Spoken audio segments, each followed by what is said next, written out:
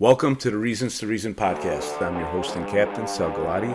This is the show that's going to talk about all the things we're not supposed to: God, religion, and politics. So strap in, prepare to get offended, and maybe, just maybe, our nation can learn how to reason again. Thanks for joining us for another episode. Today I'm going to go through an interview of a KGB defector who was a propagandist for the KGB. His name is Yuri Bezmenov. The interview was done in 1984. He defected in 1970. It's called 4 Stages of Ideological Subversion. I'll put a link to the interview in the show notes. But essentially, I'm going to go through this interview and connect the dots to modern day, what we can learn from it. I think you'll find that it's just as relevant then as it is today.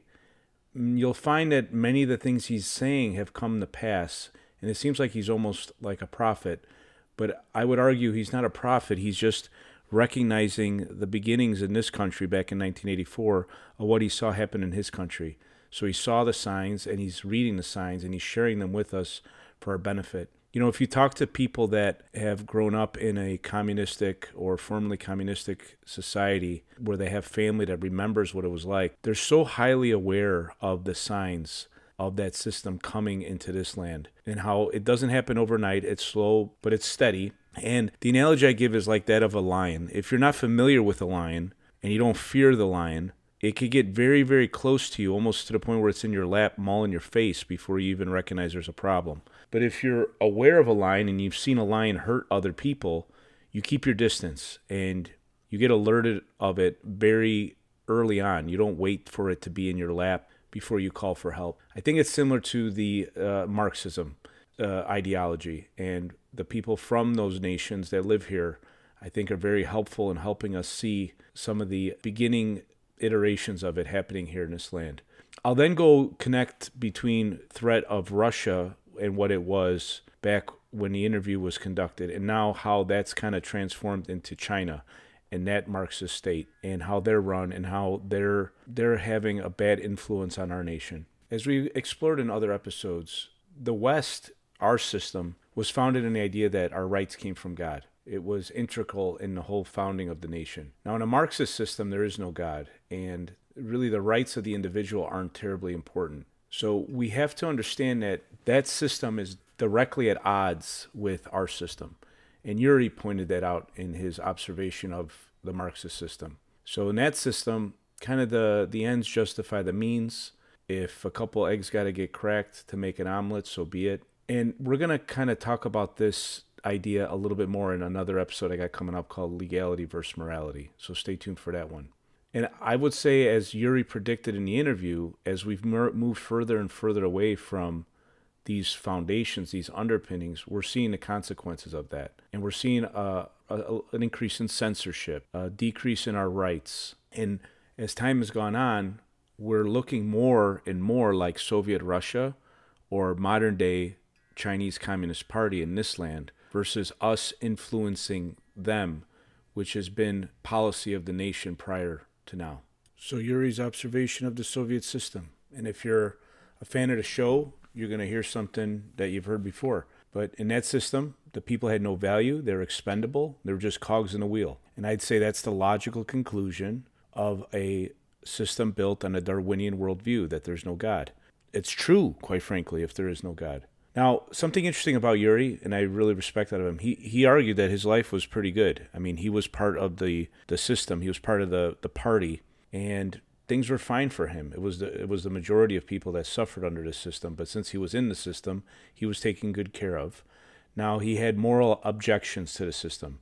He hated that his dissenters, that the political opponents of the party were imprisoned, they were censored, they were harassed, they were killed, they were disappeared. And this is what Marxism is, right? It doesn't have much room for a difference in thought. And this is why I found it really reprehensible that when we talked about in the episode Mafia and Politics, that the head of the American Library Association, who has determinations on some of the books that are found in your local public library, was openly a Marxist. It's just not a view it's antithetical to the American way. He also felt fear that he couldn't be a free thinker, that he couldn't have original ideas, and he couldn't express himself for fear of losing his job.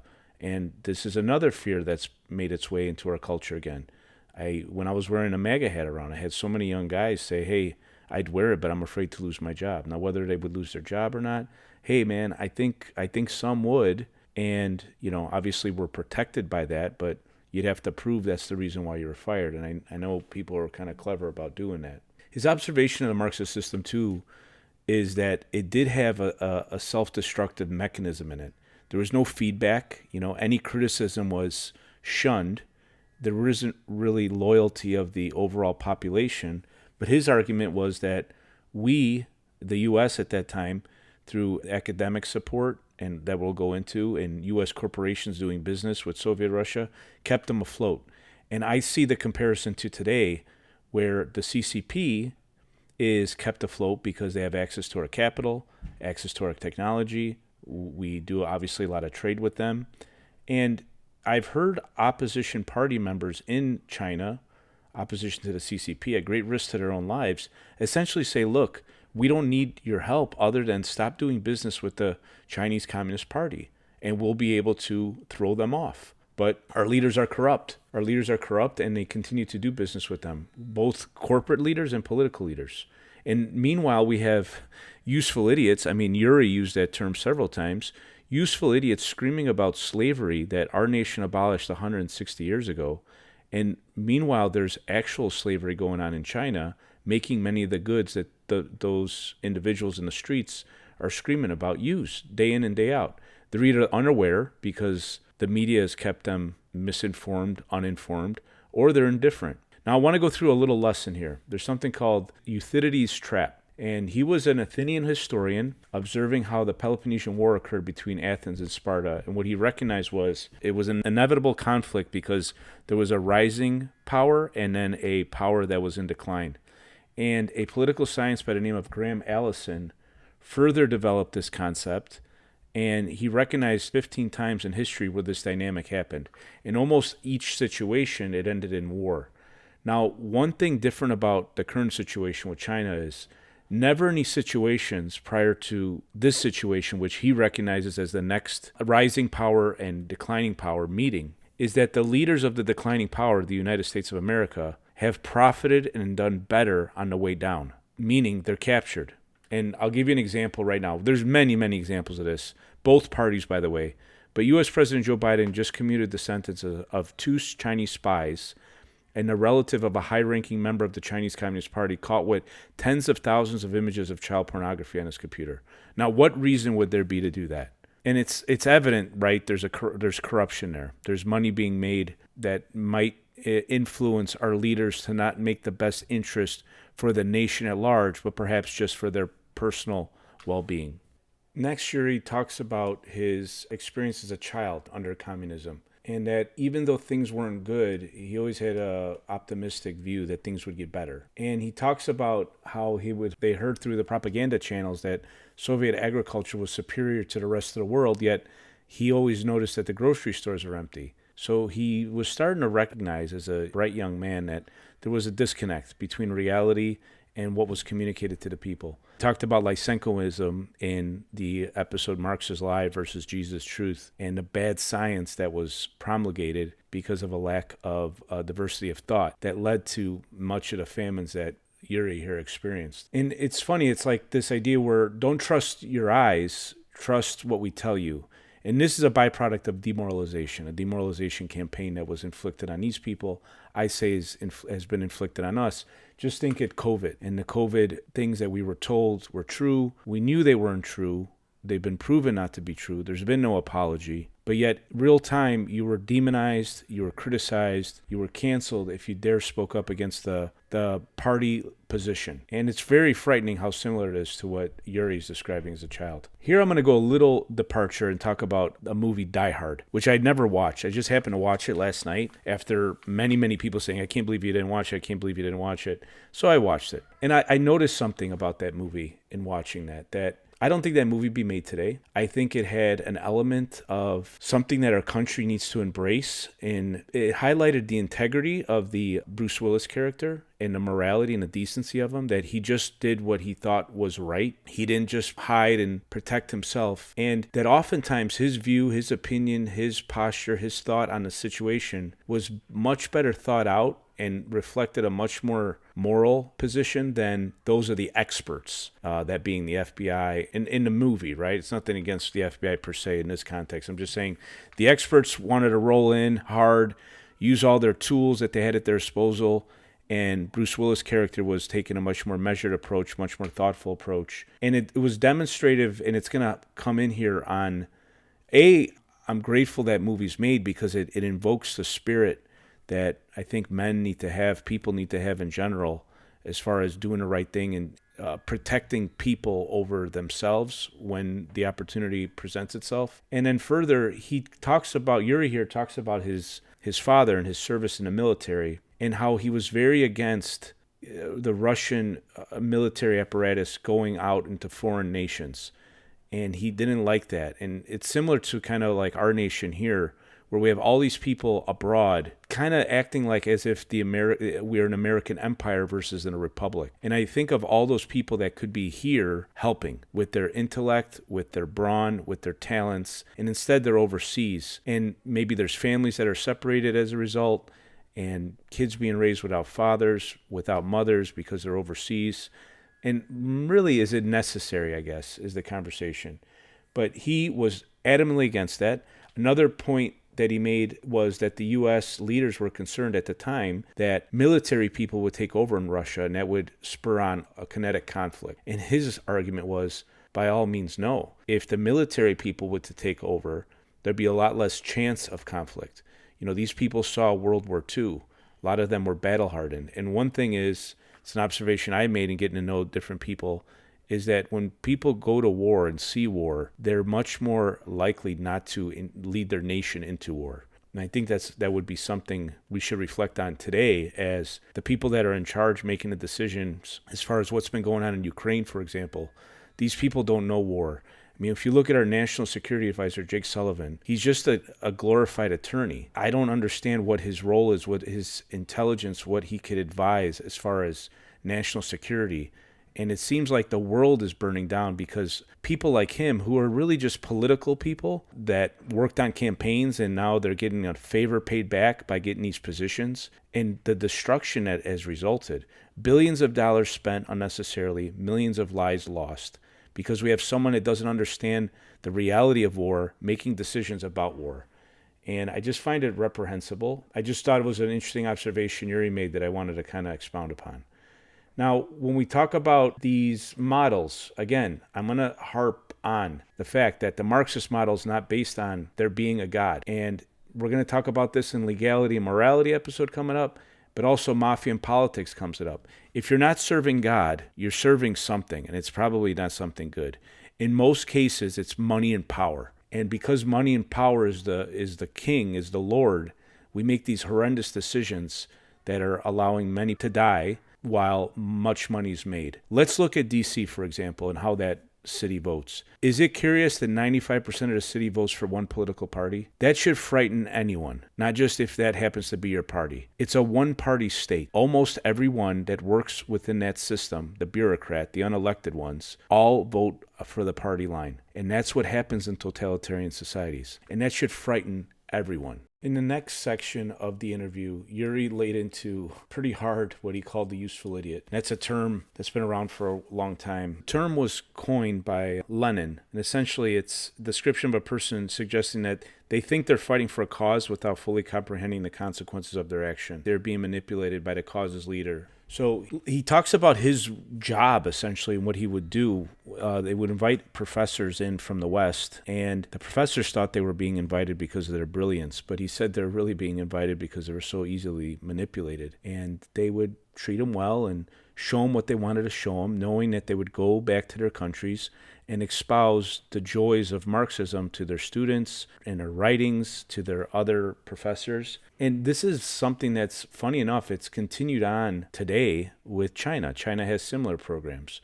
And we had a vice presidential candidate, Tim Walz, who talked a lot about his trips to China on these types of paid trips to expose the West to their economic system, their political system. And he was a big proponent of it. And so we have the same situation where we have a useful idiot going over there, being lulled and being pampered by them to come back to America and then disturb the communities with these ideologies that we know are failed. They've been proven to be failed over and over again. We have this, they call it useful idiot. Yuri uses that term, but it's this useless professor class. And I'm not saying all professors are obviously useless.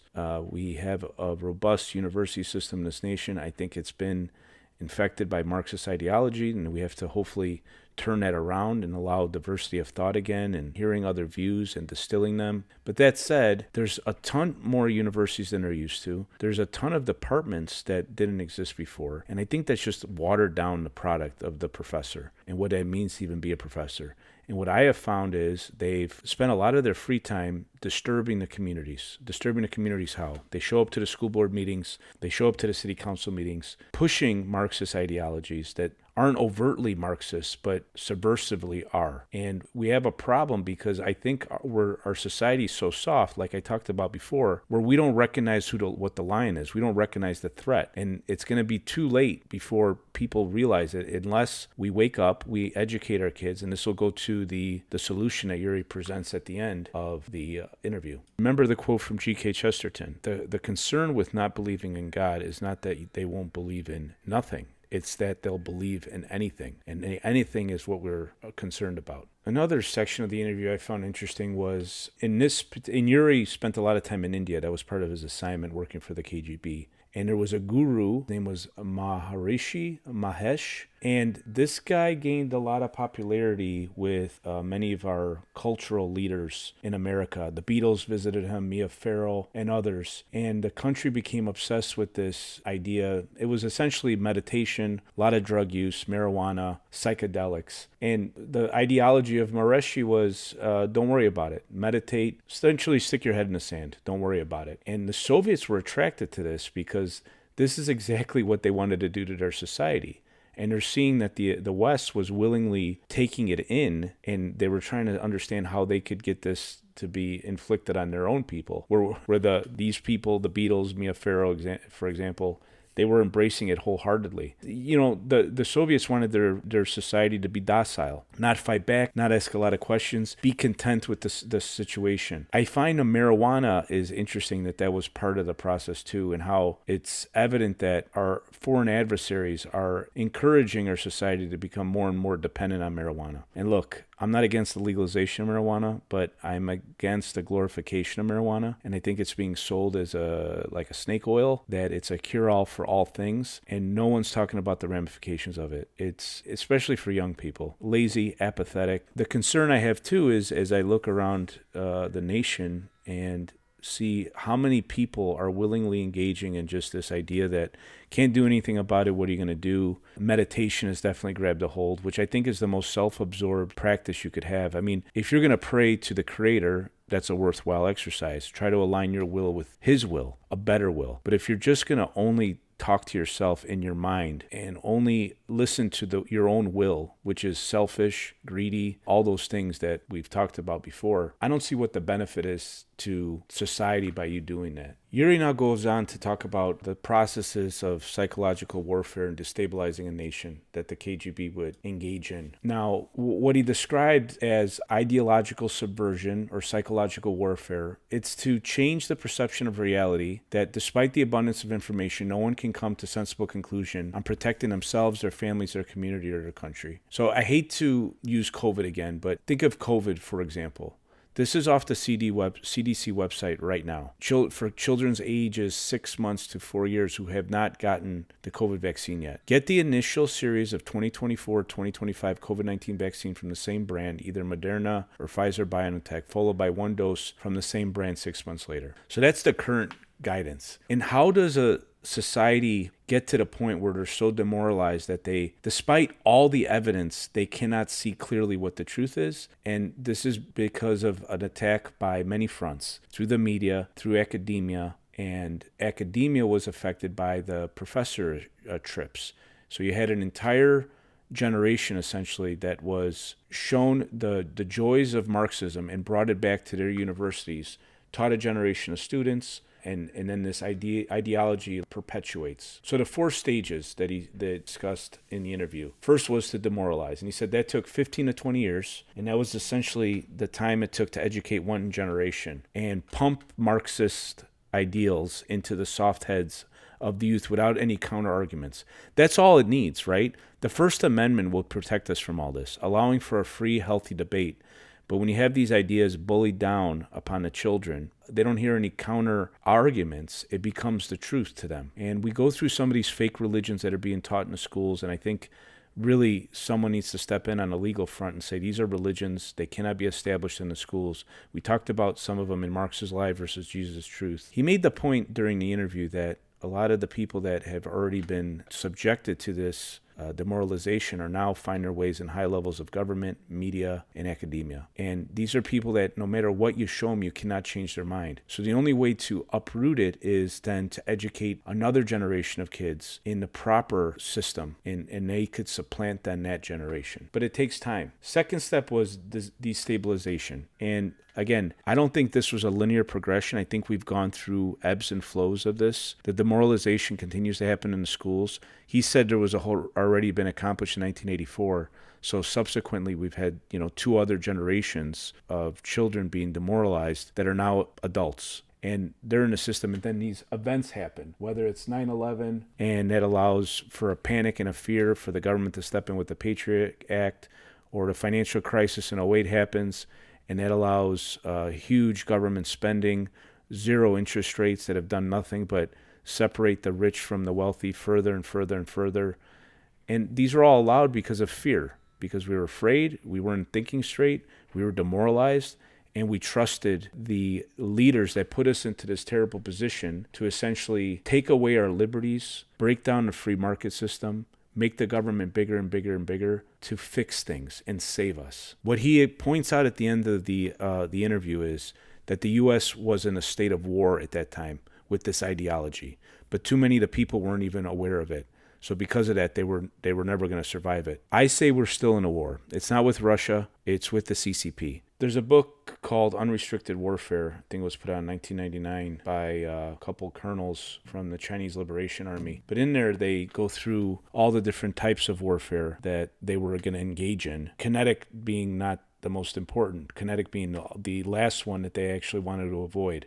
Cyber warfare, psychological warfare, information warfare. They're stealing our technology the way they are stealing our jobs. They're stealing them because our leaders allow them to do it. But if you read that book, you'll see that the U.S. is at war. We're not aware of it, though. The Chinese are at war with us, and they're at an ideological war.